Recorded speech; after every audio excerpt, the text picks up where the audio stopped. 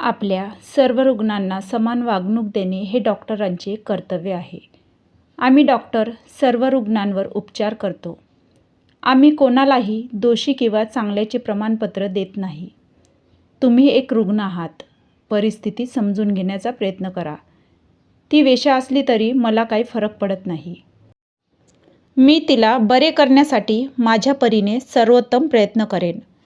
माझ्यासमोर उभा असलेला एक 13 वर्षाचा मुलगा बडबड करत होता. त्याला मी हे सर्व समजावून सांगत होतो.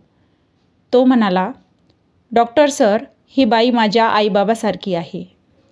माझं तिच्यावर खूप प्रेम आहे. जर तिला काही झालं, जर तिने हे जग सोडलं, तर मी या जगात असहाय्य होईन. मी मुलाच्या खांद्यावर हात ठेवून म्हणालो, काळजी करू नकोस. रुग्णाला काही होणार नाही आणि ती बरी होईल. आता तू आरामात घरी जाशील. मुलाने माझे आभार मानले आणि तो घरी गेला. आज सकाळी एका 35 वर्षीय महिलेला रुग्णालयात आणण्यात आले. काही माहितीनुसार मला सांगण्यात आले की मीनाक्षी आज सकाळी बेशुद्ध झाली होती. जेव्हा तिला शुद्ध आली तेव्हा तिला रक्ताच्या उलट्या होऊ लागल्या. प्रियांश नावाचा हा मुलगा मीनाक्षीला सोबत घेऊन आला होता. त्याने मला सांगितले की आम्ही एका कुप्रसिद्ध रस्त्यावरचे आहोत आणि ही बाई एक वेश्या आहे. प्रियांशला भीती वाटत होती की जर मला कळले की ती वेश्या आहे तर मी तिच्यावर उपचार करणार नाही. मी त्या मुलाला समजवण्याचा खूप प्रयत्न केला की तिचा जीव वाचवण्यासाठी मी जे काही करू शकेन ते करीन. मी मीनाक्षीच्या सर्व चाचण्या केल्या होत्या, पण असे समोर आले की तिला कॅन्सर होता आणि ती आजाराच्या शेवटच्या टप्प्यावर होती. तिचा जीव वाचवणे अशक्य होते. मला वाईट वाटले, पण त्या क्षणी माझ्या हातात काहीच नव्हते. मी इतर रुग्णांना तपासत होतो तेव्हा एक नर्स माझ्याकडे आली आणि म्हणाली, डॉक्टर, मीनाक्षीची तब्येत खालावत आहे.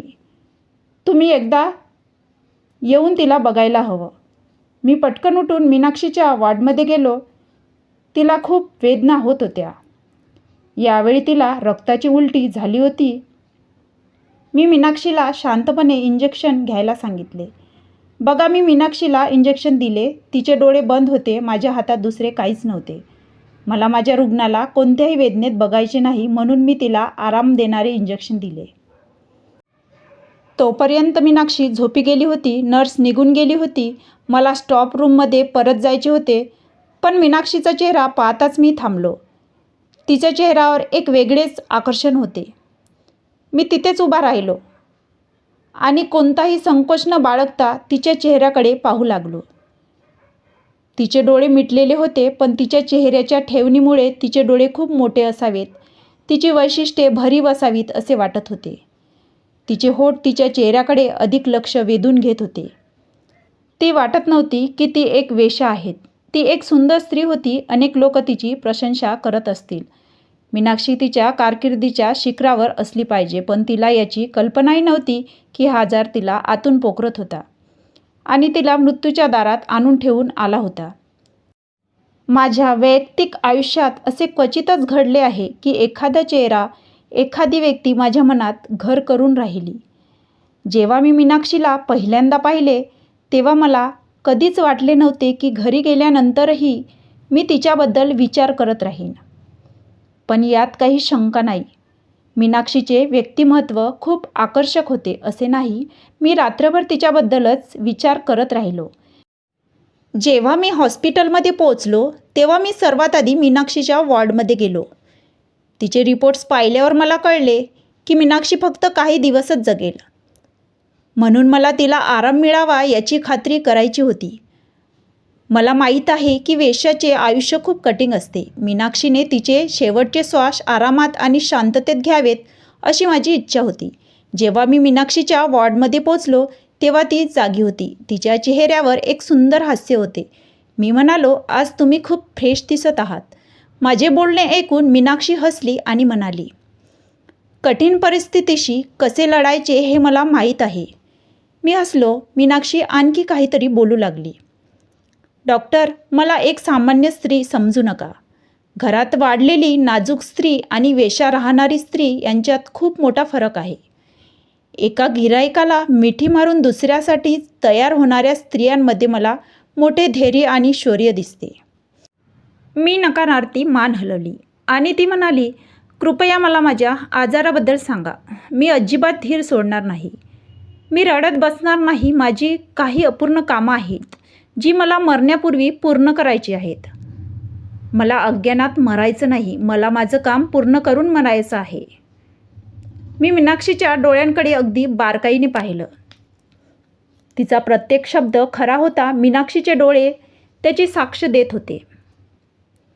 मी म्हणालो, मीनाक्षी, तुला कॅन्सर आहे. तू शेवटच्या टप्प्यात आहेत. माझं ऐकून मीनाक्षीच्या होठांवर हसू उमटलं. याचा अर्थ ती तिच्या वचनाला खरी उतरली होती. मीनाक्षी म्हणाली, माझ्याकडे अजून किती दिवस आहेत? मी म्हणालो, जीवन आणि मृत्यू देवाच्या हातात आहेत. कधीकधी असं होतं की रुग्ण मृत्यूला हरवून परत येतो आणि एक कणखर माणूस सहजच मरतो. माझे डॉक्टर म्हणत आहेत की तुमच्याकडे खूप कमी दिवस उरले आहेत, पण सध्या देवालाच सर्व काही माहीत आहे. मीनाक्षी हसून म्हणाली, डॉक्टर साहेब, खूप खूप धन्यवाद. तुम्ही माझ्यापासून काहीही लपवले नाही. खरं तर मरण्यापूर्वी मला हरिद्वारला भेट द्यायची आहे. तुम्ही मला सर्व काही खरे सांगितले आहे, म्हणून मी हरिद्वारला जाऊन तुमच्यासाठी प्रार्थनासुद्धा करेन. मी हसून म्हणालो, तुम्ही तुमची औषधे घेत राहा. तुम्ही लवकरच बऱ्या व्हाल. मग तुम्ही हरिद्वारला सुद्धा जाऊ शकाल. असे म्हणून मी माझ्या खोलीत परत आलो. मीनाक्षीच्या धैर्याने मला आश्चर्यचकित केले. मी असे पेशंट पाहिले आहेत जे मृत्यूची बातमी ऐकून जोरजोरात रडू लागतात. मी असेही लोक पाहिले आहेत जे अनेक दिवस मृत्यूशी झुंज देत राहतात. त्यांचा जीव धोक्यात असतो, पण ते सांसारिक चिंतामध्ये इतके गुंतलेले असतात की ते आपल्या आत्म्याला शरीरापासून वेगळे होऊ देत नाहीत. अशा परिस्थितीत ते खूप दुःख भोगतात. मीनाक्षीने खूप लवकर आपला जीव दिला होता. तिने मृत्यू स्वीकारला होता आणि तिच्यावर उपचार सुरू होते. काही दिवसांनी एक माणूस मीनाक्षीला भेटायला आला. योगायोगाने त्याच वेळी मी मीनाक्षीजवळ उभा राहून तिची तपासणी करत होतो. मीनाक्षीने माझ्याकडे पाहून म्हटले, डॉक्टर, हरिद्वार यात्रा करण्यासाठी माझ्या शरीरात पुरेसे धैर्य निर्माण झाले आहे का? आता मला थकवा अजिबात जाणवत नाही. मी जास्त वेळ बसत नाही. जीव जाईपर्यंत थकत नाही. मी आता 10 मिनिटे चालूसुद्धा शकते. मला वाटते की माझी प्रकृती सुधारत आहे. मीनाक्षीच्या चेहऱ्यावर एक विलक्षण निरागसता पसरली होती. एखाद्या वेश्याच्या चेहऱ्यावर इतकी निरागसता मी पहिल्यांदाच पाहिली होती. मी म्हणालो, मीनाक्षी, तुझ्यावर अजून काही दिवस उपचार होतील. त्यानंतर तू हरिद्वारला जाऊ शकशील. जवळ उभा असलेला माणूस हसला. त्याचे हसणे खूप धूर्त होते आणि तो म्हणाला, 900 उंदीर खाऊन मांजर हजला गेली. डॉक्टर, ही एक वेश्या आहे. तिने आयुष्यात खूप पापे केली आहेत. ती खूप वाईट बाई आहे. तिला वाटते की हरिद्वार यात्रा केल्याने तिची पापे धुतली जातील आणि मृत्यूनंतर ती थेट स्वर्गात जाईल. तुम्ही तिला सांगा की जे आयुष्यभर पापे करतात ते हरिद्वार यात्रा केल्याने स्वर्गात जात नाहीत. मला त्या माणसाचे बोलणे खूप विचित्र वाटले. मी त्याला विचारले, तू कोण आहेस? तो म्हणाला, मी तिथलाच आहे जिथेही काम करते. तुम्हाला माझे काम समजणार नाही, म्हणून मला प्रश्न विचारू नका. मी म्हणालो, मला तुझे काम समजत नाही. तुला देवाचे काम समजते का? स्वर्ग आणि नरकाची विभागणी करणारे तू आणि मी कोण? सर्व निर्णय देवावर सोपवा. त्याने खांदे उडवले आणि मग तो म्हणाला, ठीक आहे, ठीक आहे. मी काही बोलणार नाही, पण मी काय म्हणालो ते लक्षात ठेव. जर मीनाक्षी स्वर्गात जाऊ लागली तर ती चांगली स्त्री, जिने आयुष्यभर पूजा आणि उपवास केले, देवाच्या सर्व नियमांवर विश्वास ठेवला, आपले जीवन त्यांना समर्पित केले, ती देवाकडे तक्रार करणार नाही का? त्याचे ऐकून मी गप्प झालो. मग तो म्हणाला, डॉक्टर, तुम्हाला हवा तितका पैसा खर्च करा. आम्हाला मीनाक्षी पूर्णपणे बरे झालेली हवी आहे. ती आमच्या कामामधली मालकीण आहे. जर तिला काही झाले तर आमचे खूप मोठे नुकसान होईल. असे म्हणून तो माणूस निघून गेला. तर मी मीनाक्षीजवळ उभा राहिलो. मला जाणून घ्यायचे होते की तिच्या आत काय आहे. मी एक खूप व्यस्त डॉक्टर होतो. माझा संपूर्ण दिवस एका वॉर्डमधून दुसऱ्या वॉर्डमध्ये फिरण्यात जायचा. पण मीनाक्षीमध्ये एक वेगळीच जादू होती. मला तिच्याबद्दल प्रत्येक तपशील जाणून घ्यायचा होता. म्हणून तिला तपासल्यानंतरही मी तिथेच उभा राहिलो. तो माणूस निघून गेल्यावर मीनाक्षी जोरजोरात रडू लागली. मी घाबरलो आणि म्हणालो, काय झाले? का रडत आहेस? मीनाक्षी म्हणाली, मी स्वर्गात जाणार नाही, मला क्षमा मिळणार नाही. मी म्हणालो, तुम्ही हे सगळं का म्हणत आहात? ती म्हणाली, तो प्रताप नावाचा माणूस आमच्यासोबतच राहत होता. तो माझ्या प्रत्येक क्षणाचा साक्षीदार आहे. त्याला माझी सगळी पाप माहीत आहेत. जर त्याला वाटत असेल की माझी पाप धुतली जाऊ शकत नाहीत, तर तो बरोबर आहे. मी हसून म्हणालो, मीनाक्षी, यात रडण्यासारखं काही नाही. स्वर्ग किंवा नरक हे कोणीही ठरवू शकत नाही. धीर सोडू नकोस. मीनाक्षी शांत झाली आणि माझ्याकडे मोठ्या आशेने बघत म्हणाली, हे लोक मला गुन्हेगार समजतात, म्हणूनच मी हरिद्वार यात्रेला जावं असं त्यांना वाटत नाही. तुम्ही माझ्या जाण्याची व्यवस्था कराल. असं समजा की तुम्ही एका मरणासन्न स्त्रीची शेवटची इच्छा पूर्ण करत आहात. मी नकारार्थी मान हलवली. मी म्हणालो, माझ्याकडून जे काही शक्य आहे ते मी नक्कीच करेन. असं म्हणून मी माझ्या ऑफिसमध्ये आलो. मी माझ्या ड्रॉवरमध्ये पडलेल्या तिकिटाकडे पाहिलं. काही दिवसांनी हरिद्वारला जायचा माझा विचार होता. अशा परिस्थितीत त्या बाईने ही विनंती केली होती आणि मी ती नाकारू शकत नव्हतो. मला भीती वाटत होती की जर मी तिचा प्रस्ताव नाकारला तर माझी उपस्थिती रद्द होईल.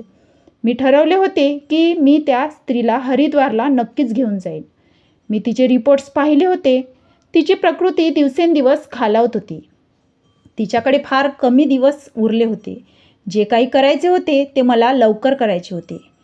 मी त्या 13 वर्षाच्या मुलाला मीनाक्षीसोबत घेण्याचे ठरवले, जो मीनाक्षीला आपली आई म्हणत होता. असो, या सगळ्या कामाला मला 10 दिवस लागले. आता मीनाक्षीच्या डोळ्याखाली काळी वर्तुळे दिसू लागली होती. ती पूर्वीपेक्षा जास्त अशक्त झाली होती. मी म्हणालो, मीनाक्षी, तुझी प्रकृती खालावली आहे. मी तुला हरिद्वार यात्रेला कसे घेऊन जाऊ? मीनाक्षी म्हणाली, जर मी 10 वर्ष हरिद्वार यात्रेला गेले नाही तर मी अशीच अंथरुणावर पडून राहीन. मी मरणार नाही. माझा आत्मा हरिद्वार जाण्यासाठी भटकत राहील. मला वाटले की मीनाक्षी हरिद्वार यात्रेला जाईल. तिची आशा आणि तळमळ पाहून मृत्यूही मागे हटेल. मीनाक्षीच्या शब्दांनी मी खूप प्रभावित झालो. मी मनातल्या मनात विचार केला, किती अद्भुत स्त्री आहे ही. हे खरं आहे की तिने गुन्हा केला आहे, पण ती नक्कीच असहाय्य असावी, कारण म्हणूनच तिने हे सर्व केलं. तिला देवाच्या दारात जाण्याची किती तीव्र इच्छा होती. कदाचित देवाच्या भक्तालाही इतकी तीव्र इच्छा नसेल. मी डॉक्टरांच्या एका टीमला माझ्या ऑफिसमध्ये बोलावले आणि त्यांच्यासमोर मीनाक्षीची केस मांडली. मी स्पष्टपणे सांगितली, ही एका मरणासन्न स्त्रीची शेवटची इच्छा आहे. जरी आपण तिला हॉस्पिटलमध्ये ठेवून तिच्यावर उपचार केले तरी तिच्या जगण्याची कोणतीही शक्यता नाही. तिची शेवटची इच्छा पूर्ण करणेच अधिक चांगले आहे. डॉक्टरांना माझे बोलणे पटले. त्यांनी माझा निर्णय स्वीकारला. मी आवश्यक प्रक्रिया पूर्ण केल्या होत्या. जेव्हा मी मीनाक्षीला ही बातमी सांगायला गेलो तेव्हा ती खूप रडली. ती म्हणाली, देवाने माझे अस्तित्व स्वीकारले आहे. मी मीनाक्षीकडे पाहिले आणि विचार केला, ही नक्कीच एक कर्तृत्ववान स्त्री असली पाहिजे. कोण जाणे लोक तिच्याबद्दल काय विचार करतात. जे चुकीच्या गोष्टी बोलतात ते स्वतःच चुकीचे असतात. काही दिवसांनी आमच्या निघण्याची वेळ आली. मी मीनाक्षी आणि प्रियांशसोबत हरिद्वारसाठी निघालो होतो. ती एक खरी देवी शक्ती यात्रा होती. वाटेत मीनाक्षी आणि प्रियांश देवाचे नाव घेत होते. एक क्षणही असा गेला नाही जेव्हा देवाचे नाव त्यांच्या जिभेवर नव्हते. मला हा प्रश्न विचारल्याशिवाय राहवले नाही. मीनाक्षी, तू केदारनाथ जाणार नाहीस का? तू हरिद्वारहूनच परत येणार आहेस का? मीनाक्षी म्हणाली, मी माझ्या आयुष्यात खूप पापे केली आहेत. मी केदारनाथला कशी जाणार? मला आधी गंगा मातेच्या चरणी स्थान करायचे आहे. मी गंगा मातेला माझी सर्व पापे धुवून टाकण्याची विनंती करेन आणि मला क्षमा करण्याची याचना करेन. मग मी केदारनाथला जाईन. मी होकारणारी ती मान हलवली. त्यावेळी मला मीनाक्षीमध्ये कोणताही पापी आत्मा दिसला नाही. तिने क्षमा स्वीकारली. हे एक चिन्ह आहे की व्यक्तीला आपल्या पापांची जाणीव होऊ लागते. शेवटचा प्रवास पूर्ण झाला आणि आम्ही केदारनाथला पोहोचलो. जेव्हा मी पहिल्यांदा केदारनाथ पाहिले तेव्हा मला थरथर कापू लागले. माझ्या डोळ्यांतून अश्रू वाहत होते. मीनाक्षी विचित्र अवस्थेत होती. ती अस्वस्थ होती. तिने माझा हात धरला आणि म्हणाली, मला परत जावे लागेल. माझी तब्येत खालावत आहे. मला हॉटेलमध्ये घेऊन चल. मीनाक्षीकडून अशा वागणुकीची मला अजिबात अपेक्षा नव्हती. मी म्हणालो, मीनाक्षी तुला काय झाले? तुला बरे वाटते का? ती म्हणाली, हो मला बरं वाटतंय, पण मला भीती वाटते. मला इथून घेऊन जा, नाहीतर माझा श्वास थांबेल. मी माझ्या रुग्णांचा विचार केला आणि त्याला हॉटेलच्या खोलीत सोडून स्वतः केदारनाथला आलो. पुढच्या महिन्यात माझं लग्न होतं. मी तिथे जाऊन माझ्या सुखी आयुष्यासाठी खूप प्रार्थना केली. तिथे इतकं सौंदर्य होतं की मला परतावंसं वाटत नव्हतं. तरीही मी रात्री परत आलो. सकाळी मी विचार करत होतो की पुन्हा केदारनाथला जावं का. तेवढ्यात मीनाक्षी माझ्याकडे आली आणि म्हणाली, मला तुझ्यासोबत घेऊन चल. मी म्हणालो, हो चल. आज पुन्हा आम्ही केदारनाथला गेलो. केदारनाथच्या जवळ जाऊन मीनाक्षीचे डोळे मिटले आणि प्रियांशला म्हणाली, माझा हात धर आणि मला केदारनाथ दाखव. तो मीनाक्षीच्या बोलण्याला तयार झाला. मला मीनाक्षीचं काम कोणतं आहे ते बघायचं होतं आणि ती हरिद्वारला येण्यासाठी आतुर झाली होती. मला बघायचं होतं की जेव्हा एखाद्या व्यक्तीची आयुष्यातील सर्वात मोठी इच्छा पूर्ण होते तेव्हा तो आपला आनंद कसा व्यक्त करतो. प्रियांशने मीनाक्षीचा हात धरला आणि तिला थेट नाथासमोर नेले. तो म्हणाला, आता तू तुझे डोळे उघड. जेव्हा मीनाक्षीने डोळे उघडले तेव्हा नाथाला पाहून तिला आनंद झाला. तिच्या चेहऱ्याचा रंग बदलला होता. ती अचानक किंचाळू लागली. ती मागे पळत होती. तिच्या वागण्यात द्वेष नव्हे तर प्रेम होते. तिला फक्त तिथून पळून जायचे होते. ती वेड्यासारखी धावत होती. तिला तिच्या दुपट्ट्याचीही काळजी नव्हती. तिचा दुपट्टा नाथाजवळच पडला होता. सर्वांचे लक्ष तिच्याकडे होते. लोक तिच्या दिशेने जात होते. मला माहीत होते की आता मीनाक्षीचा त्यांच्यासमोर तमाशा बनता कामा नये. म्हणून मी पुढे जाऊन मीनाक्षीचा हात धरला. तिला माझा हात धरून चालायला सांगितले. पण जर ती शुद्धीवर असती तर तिने माझे ऐकले असते. तिने माझा हात झटकून टाकला. ती किंचाळतच राहिली. सर्वजण तिच्या भोवती जमा झाले. सर्वांच्या चेहऱ्यावर आश्चर्य होते. लोक मला विचारत होते की या बाईला काय झाले आहे. मी त्यांना सांगितले की ती एक रुग्ण आहे. कधीकधी तिची तब्येत बिघडते. त्यावेळी प्रियांशमध्ये हिंमत नव्हती. त्याने मीनाक्षीचा हात धरला आणि तिला ओढत नाथाजवळ नेले. मी तिला नाथांच्या घरातून बाहेर आणले होते. मी पटकन टॅक्सीची व्यवस्था केली आणि आम्ही परत पोहोचलो. हॉटेलमध्ये मीनाक्षीच्या डोळ्यात भीती होती. ती आमच्या सगळ्याकडे विचित्र नजरेने बघत होती. खोलीत जाऊन मी मीनाक्षीला विचारले, तुला काय झाले होते? ती म्हणाली, मी एका वेश्यालयात जन्मले. माझी आई एक वेश्या होती. तिने आयुष्यभर पापे केली होती. पण जेव्हा ती म्हातारी झाली तेव्हा तिला जाणवले की मला एक मूल असले पाहिजे, जे मला आई म्हणू शकेल. माझे स्वतःचे कोणीतरी जे मला दुःख आणि त्रासात मदत करू शकेल. मग मी गरोदर राहिली. तिने माझा गर्भपात केला नाही आणि अशा प्रकारे वेश्यालयात आणखी एका वेश्येचा जन्म झाला. जेव्हा मम्मीला कळले की माझ्या घरात एका मुलीचा जन्म झाला आहे तेव्हा ती खूप आनंदी झाली आणि म्हणाली की माझ्या म्हातारपणाचा आधार या जगात आला आहे. मम्मीने तिच्या आयुष्यभराची कौशल्य मला लहानपणापासूनच शिकवायला सुरुवात केली होती. तिने मला पुरुषांची मने कशी जिंकायची, कोणापेक्षाही जास्त पैसे कसे कमवायचे हे शिकवले होते. मी या गोष्टीत पारंगत होत होते. माझ्या आजूबाजूला जे काही घडत होते ते पाप किंवा चूक आहे असे मला कोणीही कधी सांगितले नाही. मी माझ्या सभोवतालचे संपूर्ण वातावरण असेच पाहिले होते. जेव्हा मी तरुण होते तेव्हा माझ्या आईच्या वयाच्या सर्व स्त्रिया म्हाताऱ्या झाल्या होत्या. सर्वांचा माझ्यावर विश्वास होता. अशा प्रकारे वेश्यालयाची जबाबदारी माझ्यावर सोपवण्यात आली. मला कोणत्याही प्रकारची भीती नव्हती. पैसा हेच माझे एकमेव ध्येय होते. मी पैशाची पूजा करायचे. पण वेश्यालयातील वेश्या म्हातारी झाली होती म्हणून मी आले. मला वाटले होते की मुलगी एवढी सभ्य असेल तेवढा तिचा भाव जास्त असेल. मी अनेक पोलिसांच्या संपर्कात होते त्यामुळे मला अटक होण्याची भीती नव्हती. मी माझ्या माणसांना गर्दीच्या ठिकाणाहून मुलींना आणायला सांगितले होते. मला तो दिवस अजूनही आठवतो. जेव्हा मुसळधार पाऊस पडत होता तेव्हा माझे 2 माणसे एका 15 वर्षाच्या मुलीला घेऊन आले आणि ती खूप घाबरली होती. माझ्या माणसांनी त्या मुलीला आणून माझ्यासमोर उभे केले आणि सांगितले की आम्ही आमचा जीव धोक्यात घालून या मुलीला आणले आहे. आपल्यासोबत काहीतरी वाईट घडणार आहे हे त्या मुलीला समजले. ती खूप घाबरली आणि रडत राहिली. मी तिला विचारले, तुझे नाव काय आहे? ती म्हणाली, माझे नाव पूजा आहे. मी पंडितजीची मुलगी आहे. कृपया मला इथून जाऊ द्या. जर मी रात्रभर घरी गेले नाही तर माझ्या वडिलांची बदनामी होईल. अनेक लोक त्यांच्यावर थुंकतील.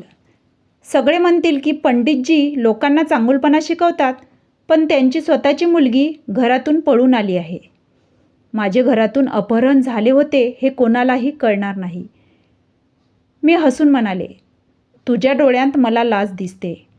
मला माहीत आहे की तुझ्यावर मी खूप पैसे कमवीन. तू माझी खूप मोठी मदत करशील. ती रडू लागली आणि म्हणाली, माझ्या नावाचा थोडा आदर करा. मी म्हणाले, आजपासून मी तुझं नाव बदलवून रूपा ठेवलं आहे. ती म्हणाली, मी देवी पार्वतीच्या नावाने शपथ घेते. मी भगवान शिवाच्या भक्ताची मुलगी आहे.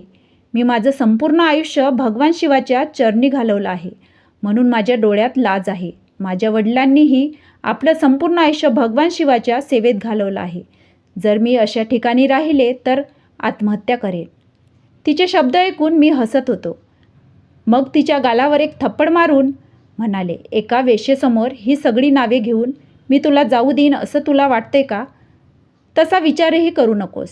मी त्या सगळ्यांपासून खूप दूर आहे. ती मुलगी रडतच राहिली. पण मी तिच्याकडून खूप पैसे कमावले होते. ती वर्षभर माझी मदत करत होती. एके दिवशी तिची तब्येत खूपच खालावली आणि मी तिच्याकडे गेले. मी निघाले तेव्हा तिचे डोळे निर्जीव झाले होते. मी विचारले, तुला काय झाले आहे? ती डोळ्यात अश्रू आणून म्हणाली, मी माझ्या देवाचा आदर कसा करू? मी देवापुढे कशी जाऊ? देवाचे नाव नेहमी माझ्या जिभेवर असते. मी इथे आल्यापासून हे नावसुद्धा मागे राहिले आहे. मी एक पापी स्त्री माझ्या देवाचे नाव कसे घेऊ शकेन? मी हे सर्व ऐकत राहिले. रूपाचे निधन झाले होते. ती गेल्यानंतर मी विचार केला, ती व्यक्ती कोण आहे जिच्या प्रेमात रूपा इतकी वेडी झाली होती? मी माता पार्वतीबद्दल शिकायला सुरुवात केली. मी तिच्या प्रेमात पडले. मी वाईट गोष्टींचा त्याग करण्याचे ठरवले. पण मग मी विचार केला, जर मी हे सर्व सोडले तर मी ऐश आरामाचे जीवन कसे जगू शकेन? मग मी या निष्कर्षावर आले की म्हातारपणी मी हे सर्व सोडून स्वतःच्या मार्गावर चालेन आणि लोकांची चांगली कामे करून पापांचा त्याग करेन. मी ऐकले आहे की जेव्हा तुम्ही देवाकडे क्षमा मागता तेव्हा तो क्षमा करतो. म्हणूनच मी असा विचार केला, माझ्या मृत्यूच्या वेळी मी गंगेत स्नान करून माझी सर्व पापे धुवून टाकेन. डॉक्टर साहेब, तुम्हाला समजतंय का की माझ्या योजनेत मला माझ्या वतीने देवाला फसवायचं होतं, पण खरं तर मी माझी पापं स्वतःच धुवून टाकली. मी स्वतःचा अपमान करून घेतला. मी म्हातारपणातही पोहोचलो नव्हतो, जेव्हा एका जीवघेण्या आजाराने मला आपल्या विळख्यात घेतलं होतं. जेव्हा मला कळलं की माझा मृत्यू जवळ आला आहे, तेव्हा मी विचार केला की हरिद्वार यात्रेला जाऊन माझी पापं का धुवून टाकू नयेत. जो माणूस मला हॉस्पिटलमध्ये भेटायला आला होता तो तुम्हाला हे सांगण्यात बरोबर होता की मी एक पापी आहे आणि त्याला माझ्या आयुष्यातील प्रत्येक क्षण चांगलाच माहीत होता. तो खरं बोलत होता. मीनाक्षी जे काही म्हणाली ते मी खूप संयमाने ऐकलं. मग मी म्हणालो, ठीक आहे, मला सगळं समजलं. पण आता तुम्ही मला सांगा की तुम्ही का रडत आणि ओरडत होता? आणि ती म्हणाली, डॉक्टर, माझं रडणं योग्यच होतं. मी माझ्या पापाच्या क्षमतेच्या आशेने इथे आले होते. मला खात्री होती की माझी पापं धुवून टाकील. जर मी थोडे अश्रू ढाळले तर मी स्वर्गासाठी पात्र होईन. पण तुम्हाला माहीत आहे का माझ्यासोबत काय झालं? केदारनाथसमोर उभे राहून प्रत्येकजण रडत होता. आपले डोळे उजळवत होता. प्रेम व्यक्त करणारी हृदये. मला तिथे काहीच दिसत नव्हते. मी माझ्या शेजारी उभ्या असलेल्या बाईला विचारले, केदारनाथजी कुठे आहेत? ती म्हणाली, ते तुमच्यासमोरच आहेत. मला सर्व काही दिसत होते, फक्त केदारनाथ कुठेच दिसत नव्हते. याचा अर्थ काय आहे हे तुम्हाला माहीत आहे का? मी जी माझ्या स्वर्गातील आणि माणसाच्या जगातील हरिद्वारला भेट देण्यासाठी निघाले होते. देव माझ्यावर खूप रागावला आहे. तो माझ्यावर नाराज आहे. मला सगळीकडे फक्त पूजाच दिसत होती. ती हसत होती. मला फक्त पूजाचाच आवाज ऐकू येत होता. ती म्हणत होती की पापाचे जीवन निवडणे आणि पाप करण्यास भाग पाडले जाणे यात खूप फरक आहे. मला माझे प्रेम सापडले आहे. सांग तुला काय सापडले? मीनाक्षी वेदनेने रडत होती. तिने माझ्यासमोर हात पसरवले आणि म्हणाली, बघा माझे हात रिकामे आहेत. मला काहीच सापडले नाही. तिची प्रकृती खालावली होती. मी पटकन टॅक्सी बोलावली आणि मीनाक्षीला रुग्णालयात नेले. तेव्हा मला कळले की तिचे निधन झाले होते. सर्वजण माझ्यासाठी खूप काळजीत होते. तिच्या अवस्थेमुळे मी अधिकच घाबरलो होतो. मला काहीच समजत नव्हते.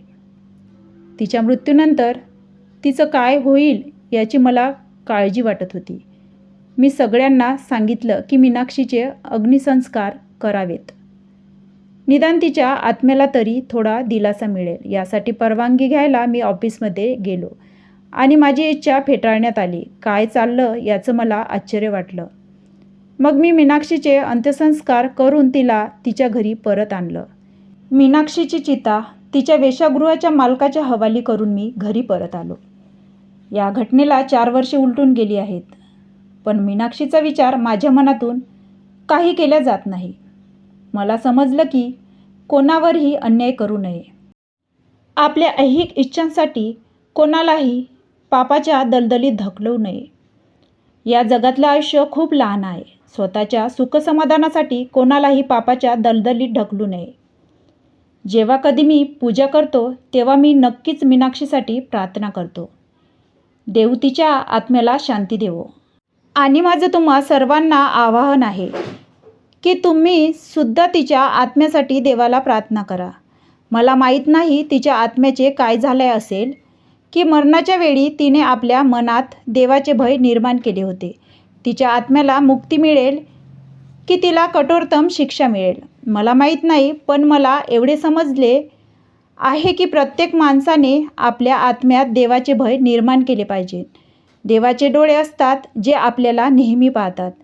काय वाईट आहे काय बरोबर. जर तुम्हाला आजची गोष्ट आवडली असेल तर व्हिडिओला नक्की लाईक करा आणि तुमच्या मित्रांसोबत शेअर करा. आणि हो, जर तुम्ही अजून आमच्या चॅनलला सबस्क्राईबर केले नसेल तर नक्की सबस्क्राईब करा. आपण उद्या एका नवीन मनोरंजक गोष्टीसह भेटूया.